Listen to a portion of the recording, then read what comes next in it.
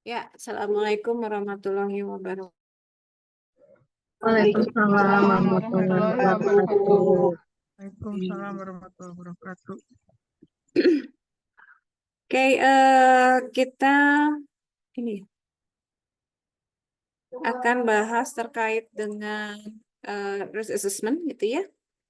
Kita akan mengulas sedikit terkait dengan hazard and risiko, ya. Tidak ada paparan ya jadinya? Atau paparan, Pi? Gimana, PJ? Langsung materi aja lah ya. Halo, nggak ada yang nanggapin, Ada Siap, Bu. boleh. Oh, enggak. Ya, Bu. Jadinya bingung. Langsung aja Bu. Ya, oke. Aduh sih. Sebetulnya ketika kita konsep hazard itu kita bisa melihat dari beberapa aturan, mungkin ya, aturan-aturan yang terkait dengan yang dimaksud dengan hazard, gitu ya. Kalau di K3 sendiri, gitu ya, kita mengenal adanya hazard itu sebagai suatu sumber ataupun situasi yang berpotensi untuk menyebabkan cedera dan sakit, ya. Jadi atau juga adalah sifat, ciri, karakteristik dari proses produksi yang memiliki kemampuan untuk membahayakan individu. Kemudian ada pula menyatakan bahwa sumber, situasi atau tindakan berpotensi mencederai manusia atau menyebabkan terjadinya sakit ataupun penyakit ataupun kombinasi dari semuanya. Ya, baik itu kalau di lingkungan adanya hasil buangan atau sifat dari aktivitas pekerjaan. Ya, berarti ketika kita mengacu pada hal tersebut, gitu ya. Jadi yang dimaksud dengan hazard pokoknya semua ataupun potensi yang dapat menyebabkan atau menjadi bahaya, gitu ya. Bahaya, hazard itu adalah bahaya yang berpotensi untuk menyebabkan terjadinya sakit. Berarti kalau misalnya terjadinya sakit, kita mungkin mengenal adanya faktor resiko. Ya, sakitnya itu adalah efek, gitu ya. Nah, jadi resiko nanti maksudnya adalah dampak yang akan diterima, gitu ya. Jadi balik lagi ke sini, kalau hazard itu adalah jadi segala sesuatu yang mungkin akan menimbulkan suatu efek, ya. Nah, sama halnya dengan di lingkungan, gitu ya, di lingkungan bahwa sumber potensi hazard yang biasanya kita dapatkan atau kita identifikasi dalam suatu lingkungan sehari-hari, gitu ya, adalah kita bisa melihat ini, gitu ya, kita bisa melihat ini bahwa bisa saja bahwa yang menjadi bahaya, ya, itu adalah kita mengenal kalau di K3 itu mengenal yang menimbulkan cedera dan sakit tadi ya. Kalau yang menimbulkan cedera berarti kaitannya dengan keselamatan. Itu ya, keselamatan. Nah, kalau keselamatan, aduh,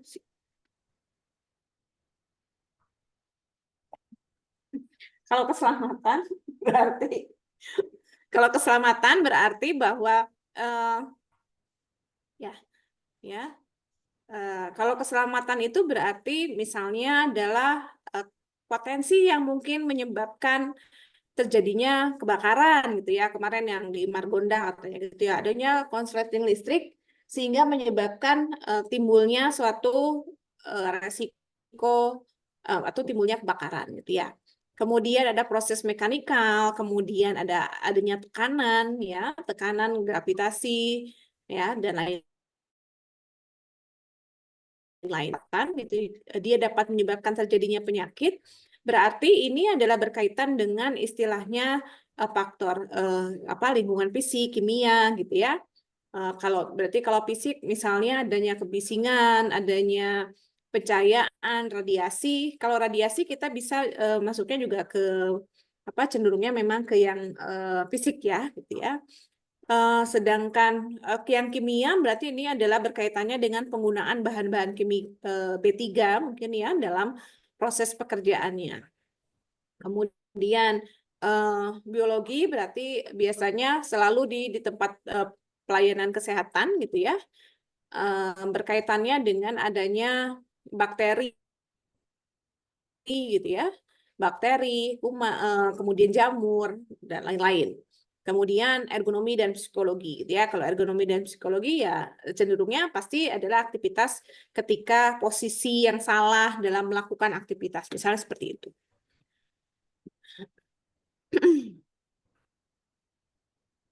Ya, jadi ini sama.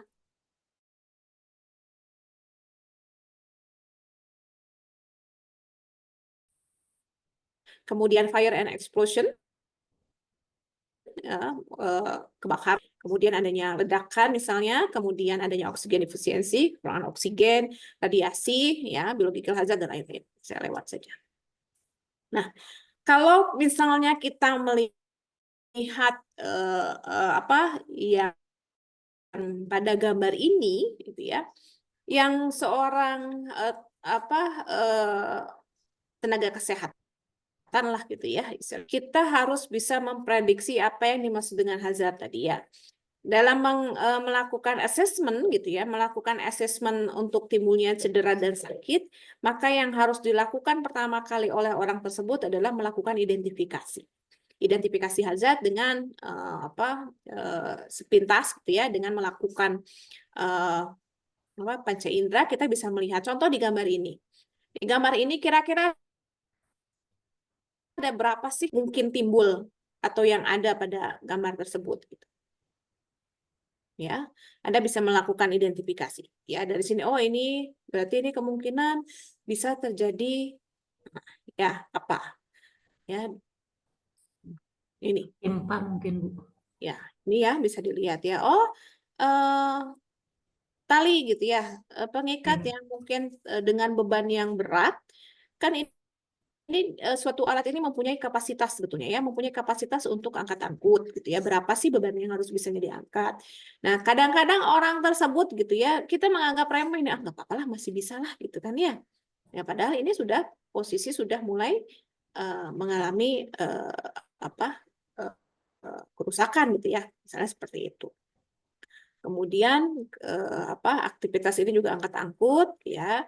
Kemudian penempatan yang bertekanan, penempatan yang pada jalur-jalur yang tidak boleh ya, misalnya ini jalur evakuasi gitu ya, ini tidak boleh. Kemudian bagaimana penggunaan alat, tangga gitu ya, penggunaan tangga, nah, ya seperti ini. Nah ini juga ya di bercak. Kalau misalnya ada bercak, apa yang akan kita lakukan sih sebetulnya gitu ya? Ini jadi yang harus kita lakukan adalah melakukan identifikasi terhadap adanya bahaya di lingkungan sekitar kita. Ya. Kemudian sama mungkin ya dengan tempat ini pun gitu ya. Di konstruksi gitu ya. Ini kan kegiatan di konstruksi mungkin biasanya juga cenderung ada beberapa hal yang cenderung yang memang yang faktor utama katanya gitu ya dalam melakukan identifikasi adalah bagaimana seseorang itu aware terhadap adanya potensi bahaya di lingkungannya. 4 kategori bahaya dalam suatu lingkungan kerja itu pertama adalah bahaya nyata. Bahaya nyata adalah bahaya yang jelas kelihatan dan dapat dirasakan, seperti mesin-mesin, peralatan yang tidak diberi perlindung, kerusakan bangunan, peralatan listrik yang cacat, rem kendaraan yang tidak pakem, dan lain sebagainya. Jadi kalau bahayanya itu, kalau misalnya tadi kita balik lagi dulu ke sini. Nah, ini kelihatan gitu ya, bahwa misalnya kalau seperti ini bahayanya kan nih, gitu ya, jatuh, pasti luka, pasti ada cedera. Ini bahayanya. Jadi memang bahaya itu memang yang bisa terlihat bahwa itu akan memberikan suatu dampak dari adanya resiko bahaya. Kemudian bahaya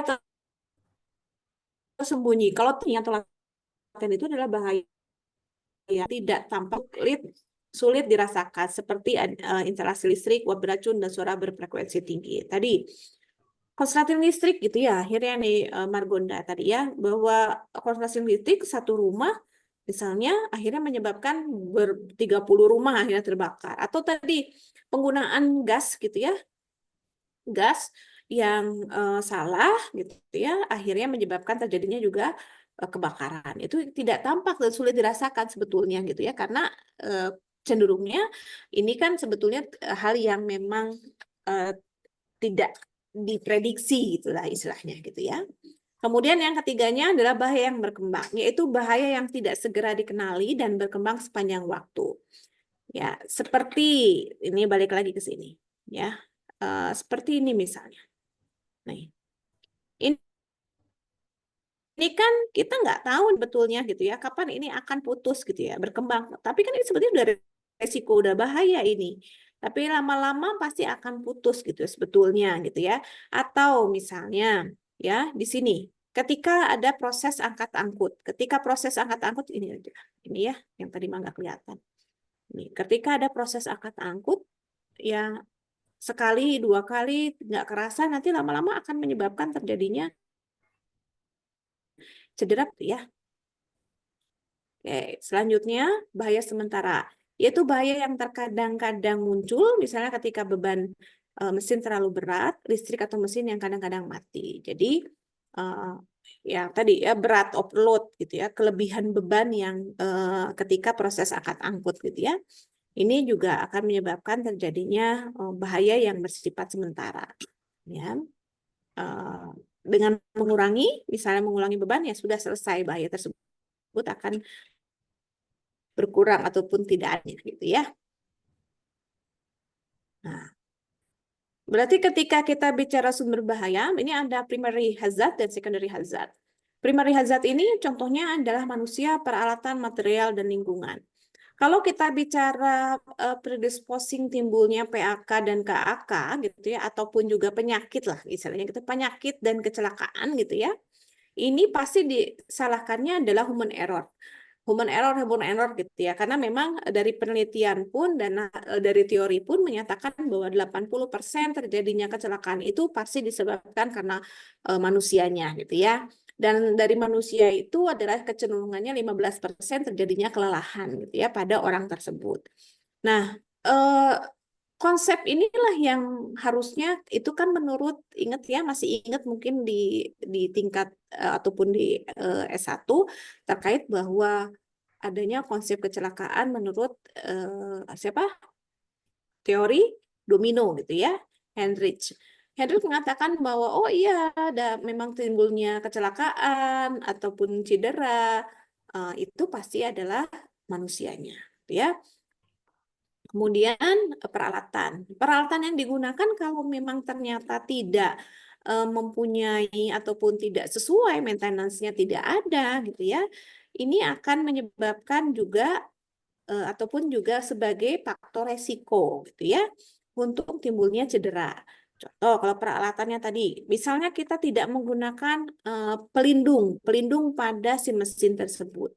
Nah, yang harusnya ada pelindung gitu ya, harus melindung dengan mesin berputar, kan kalau misalnya tidak ada pelindung, kemungkinan seseorang untuk jatuh ataupun masuk ya benda misalnya bajunya masuk ke sana kan akan mungkin saja terjadi ya. Kemudian yang ketiga adalah material. Material ini bahan. Sesuai dengan katanya Ramazini gitu ya, bahwa sebetulnya bahan itu adalah menjadi faktor juga untuk timbulnya sakit dan cedera gitu ya. Contohnya ke sakit sih sebetulnya ya kalau bahan itu. Contoh kita menggunakan misalnya kapas gitu ya. Kapas ini atau kain gitu ya. Kain itu kan terbuat dari kapas atau apa kapuk lah gitu ya. Nah, itu kan juga akan menghasilkan debu sebetulnya. Nah, debu ini yang jika masuk ke dalam saluran pernapasan, maka yang paling ringan mungkin akan menurunkan kapasitas vital paru. Tapi kalau misalnya kita menjadi lebih berat, maka ini akan menyebabkan terjadinya apa? Maka ini akan menyebabkan terjadinya paling berat adalah pneumokoniosis gitu kan ya. Jadi gangguan saluran pernapasan yang akhirnya nanti menjadi kanker paru gitu ya, disebabkan karena debu, bukan disebabkan karena adanya kuman ataupun bakteri ya dari situ ya. Nah, ini material ya. Kemudian yang faktor lingkungan. Tadi kalau faktor lingkungan jelas ya, tadi yang kita bahas dari awal ada fisik, kimia, biologi, ergonomi, dan psikologi. Ya, seperti itu. Yang kedua adalah secondary hazard. Secondary hazard adalah interaksi antara komponen pekerjaan dengan sistem kerja. Yang biasanya sebetulnya kalau secondary hazard ini adalah terkait dengan adanya faktor ergonomi sebetulnya gitu ya, ergonomi dan psikologi. Bagaimana suatu desain kerja tadi ya, suatu desain kerja itu dapat mempengaruhi ataupun desain kerja ya dapat mempengaruhi seseorang untuk menjadi sakit gitu ya. Nah, jadi kalau kita lihat ya dari predisposing itu tadi bisa satu-satu ya si variabel-variabel tersebut untuk menimbulkan suatu resiko hazard, resiko penyakit atau cedera, atau bisa juga dua, manusia dan peralatan gitu ya. Nah, berarti masuknya ke dalam secondary hazard. Ada dua komponen dalam timbulnya suatu risiko untuk suatu dampak gitu ya. Itu. Atau tiga, manusia, peralatan, lingkungan. Ya, atau empat-empatnya juga muncul gitu ya. Nah, itu yang menyebabkan kita menyebut sebagai sumber bahaya. Nah, kalau misalnya kita merujuk pada Umar Fahmi gitu ya, Umar Fahmi teori simpul, mungkin teman-teman juga sudah ingat gitu ya. Dan kalau yang orang-orang di pelayanan kesehatan selalu kalau mengkaitkan oh ada KLB, coba dilihat teori simpulnya gitu kan ya. Simpul A, B, C dan D. Nah, itu akan dilihat gitu ya.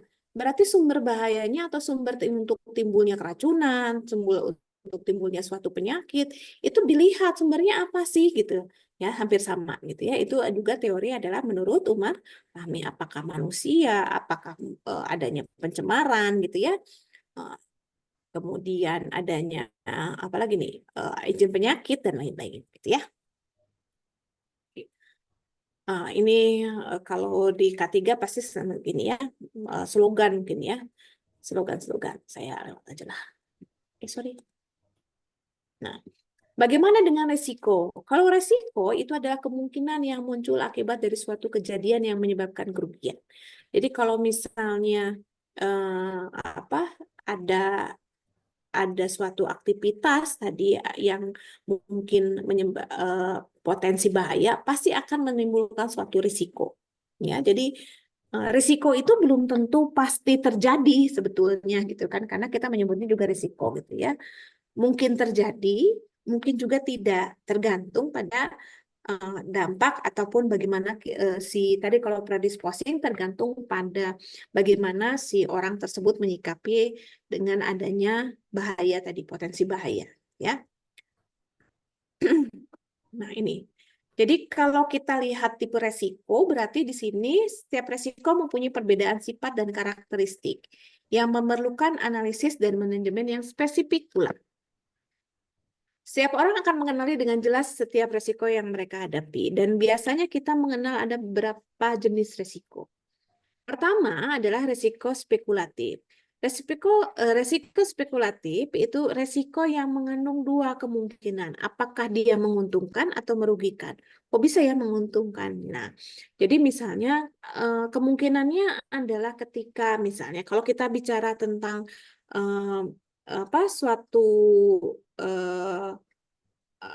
suatu bahaya, tentu kemungkinan untuk menguntungkan agak tidak mungkin gitu ya. Nah, tetapi yang maksudnya di sini spekulatif itu lebih cenderung kepada misalnya kita melakukan suatu alur untuk menerapkan suatu alur suatu proses kerja baru misalnya gitu ya. Nah, alur proses kerja baru ini bisa saja menguntungkan, apakah bisa misalnya dengan lebih cepat gitu ya, misalnya prosesnya lebih cepat dan kemungkinan resikonya pun akan lebih kecil gitu ya, seperti itu. Kalau merugikan udah jelas. Kalau merugikan berarti kita mendapatkan suatu alur kerja baru misalnya, tapi kita tidak lakukan sosialisasi, kita tidak melakukan identifikasi terlebih dahulu, nah kerugian pasti akan timbul ya. Nah, Kemudian yang kedua adalah risiko murni. Risiko murni adalah risiko yang mengandung satu kemungkinan saja. Kalau misalnya terjadi bencana, berarti akan menyebabkan kerugian, baik itu finansial maupun juga kepada pekerjanya. Jadi kalau risiko murni ujungnya tidak ada efek menguntungkannya, tetapi jelas yang akan muncul adalah kerugian, ya.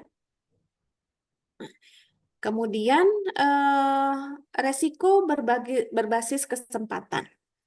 Resiko berbasis kesempatan ini bisa terjadi atau bisa tidak terjadi. Jadi hampir sama tadi dengan yang pertama gitu ya. Ada dua kemungkinan, menguntungkan ataupun tidak menguntungkan. Ya, kalau yang berbasis kesempatan, dia bisa saja terjadi atau bisa tidak terjadi. Maksudnya kejadian niremis lah, gitu ya. Ketika kita jalan, misalnya si lantai itu licin, misalnya gitu ya, itu bisa saja seseorang itu bisa menjadi jatuh. Tapi bisa juga nggak jatuh gitu ya, ketika dia bagaimana melakukan keseimbangan tubuh misalnya seperti itu ya. Nah, sering tidak tampak nyata secara fisik, biasanya bersifat finansial, bisa positif atau negatif, bisa jangka pendek atau panjang ya. Jadi termasuk ini tadi di verifikasi pemilihan lokasi baru ya, memperluas bidang usaha, di verifikasi produk dan lain-lain. Yang selanjutnya adalah risiko berbasis ketidaktentuan. Risiko berbasis ketidaktentuan atau uncertainty based risk ini berasosiasi dengan kejadian yang tidak diketahui. Ya, misalnya adalah kejadian tsunami, gitu ya. Kejadian tsunami kan memang tidak ada yang tahu gitu kejadian. Sama lah tadi kata saya bahwa yang paling sering terjadi itu kan kebakaran. Kita nggak tahu itu akan menyebabkan kebakaran yang akhirnya menyebabkan kerusakan kerusakan gedung dan lain-lain gitu ya.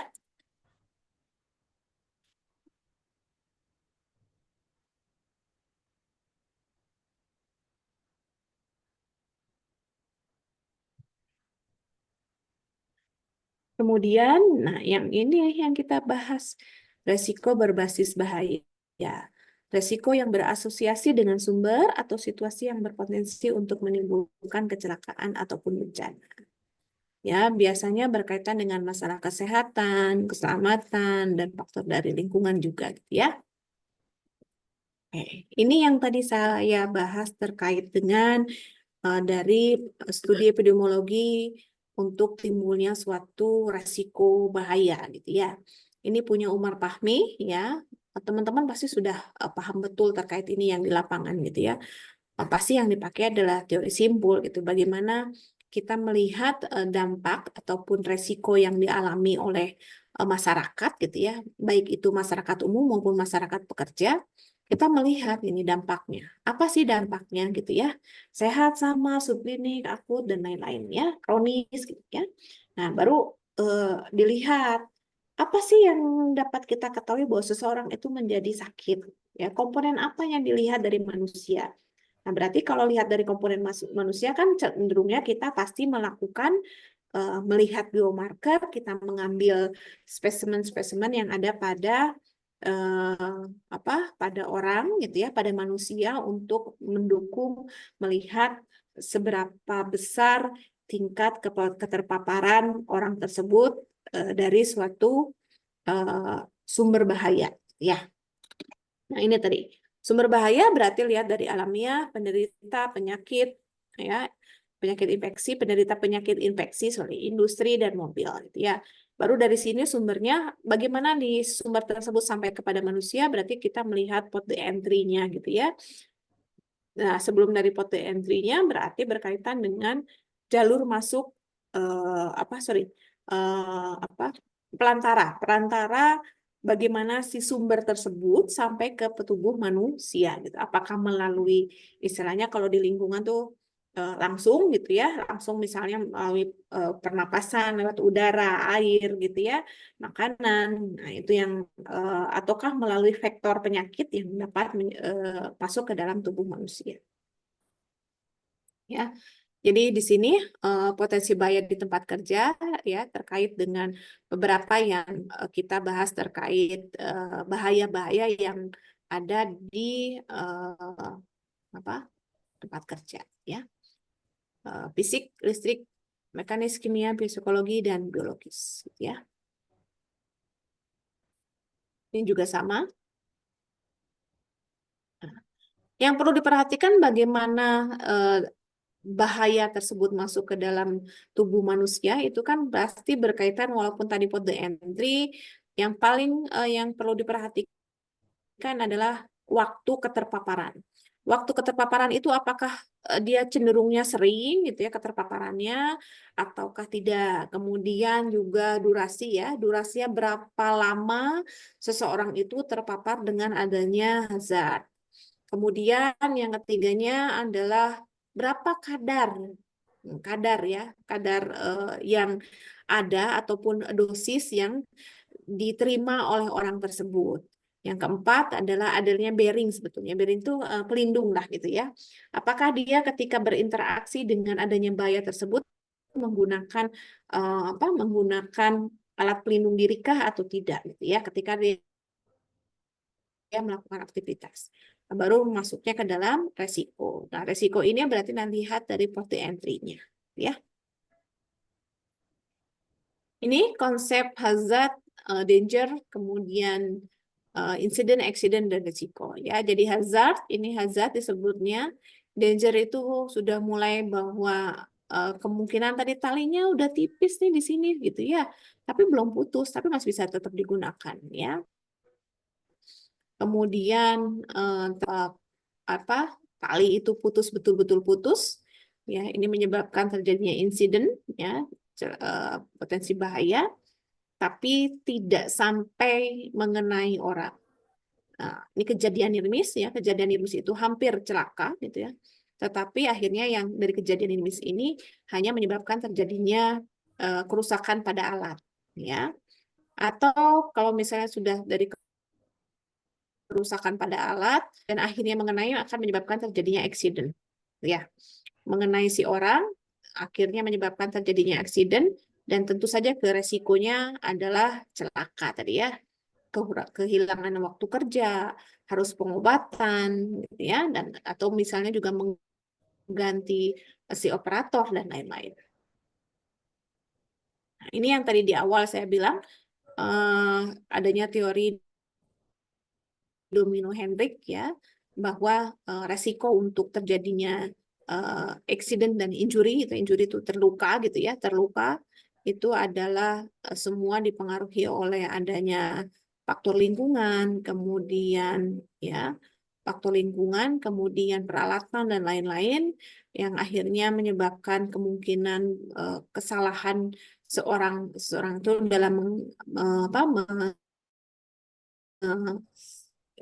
menanggapi ataupun juga berinteraksi dengan lingkungan tersebut yang bisa menyebabkan mungkin melakukan unsafe action ya dan unsafe condition juga akhirnya menyebabkan terjadinya accident dan injury.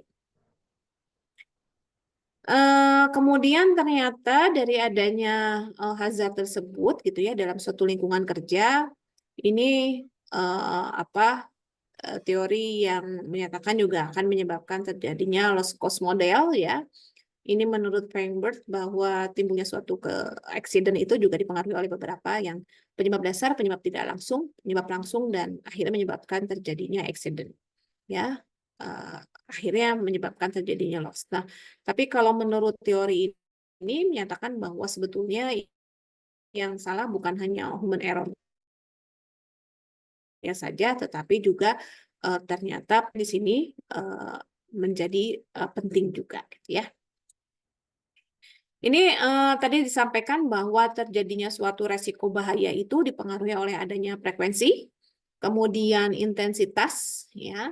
Frekuensi itu seberapa sering seseorang itu terpapar dengan potensi bahaya, kemudian seberapa sering, ya, seberapa lama intensitasnya, kekuatan ataupun daya rusak dari hazard tersebut atau potensi bahaya tersebut. Kemudian dampaknya berarti tingkat kerusakan yang ditimbulkan, ya, serta seberapa besar luasnya areal yang terkena dampak tersebut, serta durasinya, ya, durasi berapa lama keterpaparan. Nah, ini yang sebetulnya kita juga bahas terkait dengan kita melihat adanya faktor resiko sebetulnya gitu ya, produk life cycle stage, ini jadi beberapa tahapan-tahapan ketika terjadinya kemungkinan-kemungkinan yang terjadi risiko bahaya gitu ya, disebut juga sebagai risk assessment paradigma. Kita melihat adanya beberapa faktor-faktor yang mungkin adanya exposure dari adanya suatu potensi bahaya. Kalau di sini dari faktor lingkungan ya, saya contoh, kalau yang tadi kita bahas mungkin dari faktor tempat kerja, di sini dari misalnya contohnya adalah terkait dengan adanya emisi. Emisi ataupun adanya pencemaran gitu ya. Kemudian juga dari emisi pencemaran ini tergantung bagaimana seseorang itu melakukan atau berinteraksi dari bahaya tersebut gitu ya. Nah, bahayanya apa? Nah, ini di sini dilihat. Bagaimana si exposure itu keterpaparan dari bahaya-bahaya. Kita melihat misalnya jalurnya adalah dari faktor lingkungan. Ya, ini faktor lingkungan, ya, port entry-nya, bukan port entry, ambient lah, udara, gitu ya, kemudian air, tanah, gitu ya, ataupun juga limbah. Kemudian bagaimana transformation-nya masuk ke dalam tubuh manusia, gitu ya. Kita melihat adanya kondisi dari lingkungan, pemeriksaan lingkungan, kemudian kondisi dari biological hazard yang ada pada makhluk hidup, kemudian juga kontaminasi primer dan sekunder dari adanya limbah, gitu ya. Exposure biotanya adalah pasti kita melihat estetika dari ekosistem, misalnya seperti itu. Nah, sedangkan eksposur pada manusia kita biasa adalah masuk ke dalam poti entry-nya melalui inhalasi, kemudian oral gitu ya, ataukah melalui kulit, ya penyerapan kulit. Nanti baru dilihat apakah efeknya ke lingkungan atau ke manusia. Ya, ini respon efeknya. Nah, kemudian kemampuan mengidentifikasi population of risk. Nah, mengidentifikasi resiko masalah dari adanya potensi bahaya, kita melakukan identifikasi mulai dari populasi mana yang terkena dampak, gitu ya. Apakah masyarakat pekerja ataukah juga masyarakat sekitar pada suatu tempat aktivitas pekerjaan, misalnya seperti itu ya. Kemudian besar dosis tadi sudah dibahas, lama waktu, durasi, dan cara terpapar. Cara terpapar berarti nanti masuknya report entry-nya ya. Population at risk tidak selalu dalam satu kawasan. Ini ditentukan oleh pola kinetic agent dalam media transmisi. Oke. Bagaimana kita melakukan penilaian risiko di tempat kerja? Penilaian ini dari OSA menyatakan bahwa kalau misalnya kita melakukan penilaian risiko, ada beberapa tahapan. Pertama adalah informasi apa yang harus dikumpulkan. Kemudian bagaimana cara mengumpulkan informasi tersebut? Ya, keduanya bagaimana cara mengidentifikasi bahaya. Kemudian langkah ketiganya bagaimana cara menilai resiko yang timbul dari bahaya. Kemudian step keempatnya bagaimana merencanakan tindakan untuk menghilangkan atau mengurangi. Dan terakhir bagaimana merencanakan tindakan untuk menghilangkan. Jadi yang perlu dilakukan oleh seseorang itu ketika mau melakukan assessment gitu ya, risk assessment, adalah pertama kita cari dulu mengumpulkan informasi. Informasinya itu bisa kita lakukan dengan satu misalnya wawancara. Kita wawancara atau misalnya pekerja ya.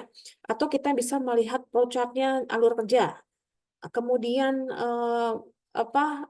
caranya bagaimana tadi bisa melakukan observasi, kita bisa melakukan wawancara, kita bisa melakukan telaah pustaka terkait dengan hal-hal yang ada dalam suatu lingkungan. Kemudian yang step keduanya kita melakukan identifikasi ya dengan berbagai metode. Dengan berbagai metode untuk melakukan identifikasi adanya hazard ya. Yang ketiga, kita menilai kalau misalnya ketemu hasil identifikasi adanya potensi bahaya, kita menilai rank berdasarkan analisis risiko. Berdasarkan faktor kemungkinan dan kemungkinan dan konsekuensi yang didapatkan dari adanya risiko tersebut.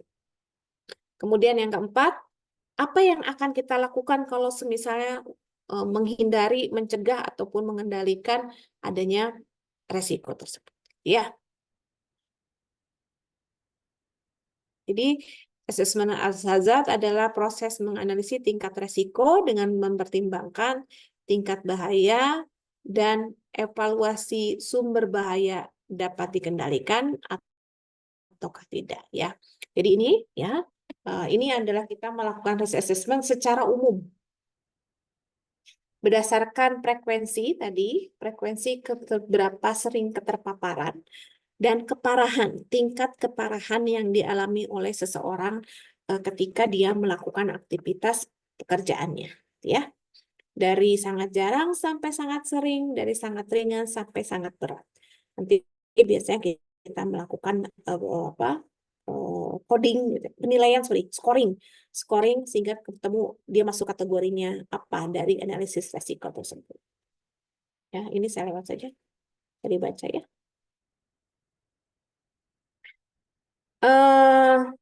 Di asalnya OSAS 18.001 kemudian berubah menjadi ISO 45001 terkait dengan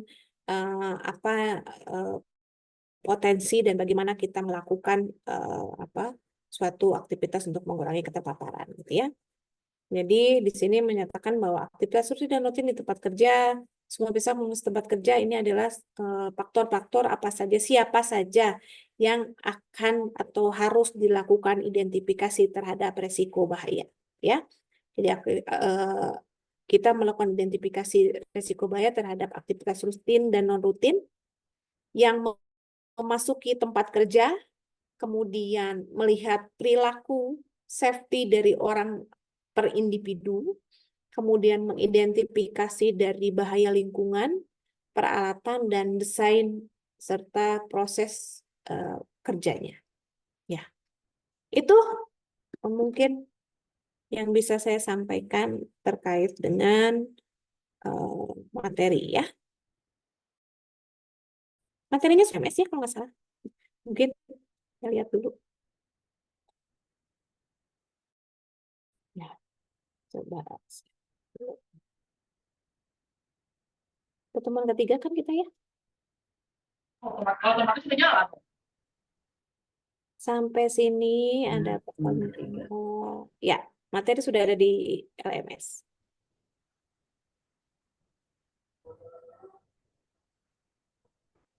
Sampai sini ada pertanyaan? Boleh tanya, Bu, Ya, dengan Satiman ini. ya enggak. Nanti kan ada salah satu yang dinilai adalah keseringan ya, keseringan dari frekuensi ya. Katakanlah seperti paparannya untuk kebisingan itu kan sampai seberapa sering, umpamanya 8 jam. Tapi untuk yang biologi itu gimana Bu untuk menilainya ya, frekuensinya? Maksudnya faktor biologi? Eh, Menghitungnya Contoh, apakah berapa sering kita terpapar atau berapa lamanya itu seperti apa ya? Karena kalau macam kebisingan kan ada jelas ya. ada Oh, berapa kalau jam gitu. kalau 85 desibel harus 8 jam gitu Iya. ya. Nah, kalau yang faktor biologinya ini seperti apa? Faktor biologi. Mana ada orang ketiga di Pasienkes? Pak Satiman kerjanya apa, Pak?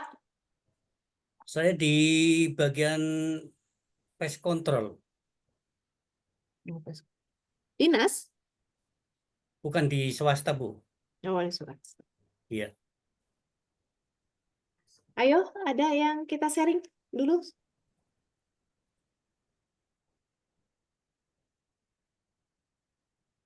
Bu Iyut, Bu Hermawati, mau Bu menjawab Bu?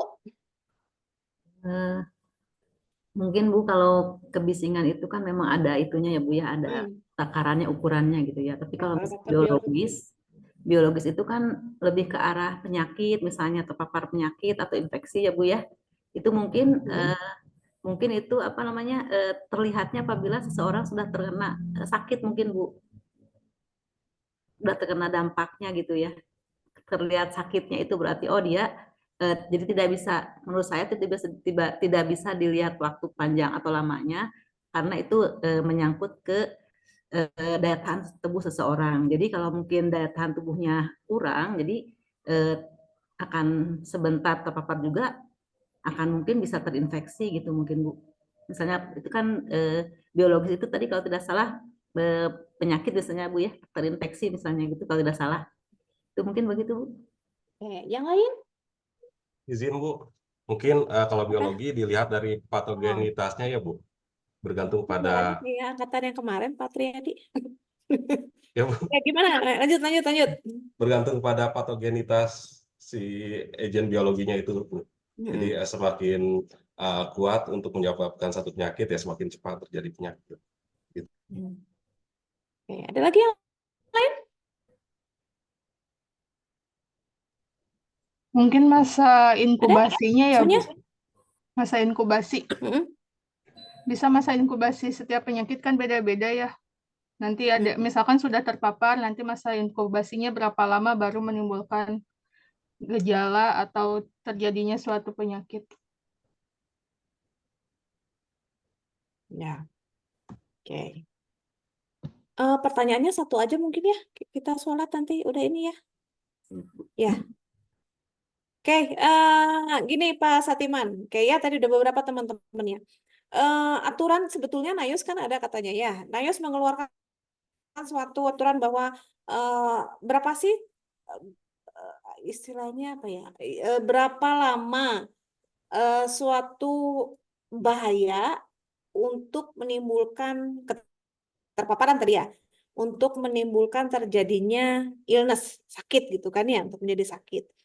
Kalau misalnya tadi kan kalau fisik tuh jelas, fisik, kimia, kadar debu gitu ya. Kadar ini juga kadang-kadang di kadar bakteri yang ada dalam suatu lingkungan itu ke sana munculnya. Kita ukur nih kadar bakteri dalam suatu lingkungan misalnya di OKA gitu ya. Di tempat pelayanan kesehatan.